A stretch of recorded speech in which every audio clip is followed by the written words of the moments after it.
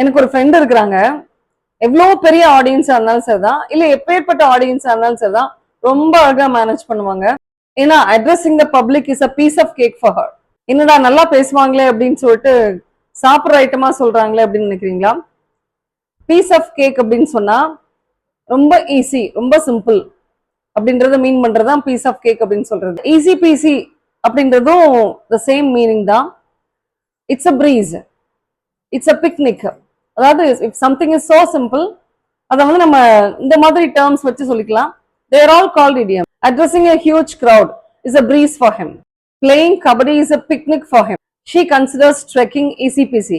Writing a novel is a piece of cake for her. புரிஞ்சிருக்கும்னு நினைக்கிறேன். So இன்னைக்கு நம்ம படிச்சுக்கிட்ட இடியம் வந்து a piece of cake. a piece of cake அப்படின்னு சொன்னா something that's very easy. அதுக்கு என்னெல்லாம் சப்ஸ்டியூட்ஸ் இருக்கு அப்படின்னு சொன்னா it's a breeze, it's a picnic, easy peasy. So இது எல்லாமே நம்ம வந்து இந்த பிளேஸ்ல அப்படியே அதை எடுத்துட்டு ரீப்ளேஸ் பண்ணிடலாம். Hope you understand.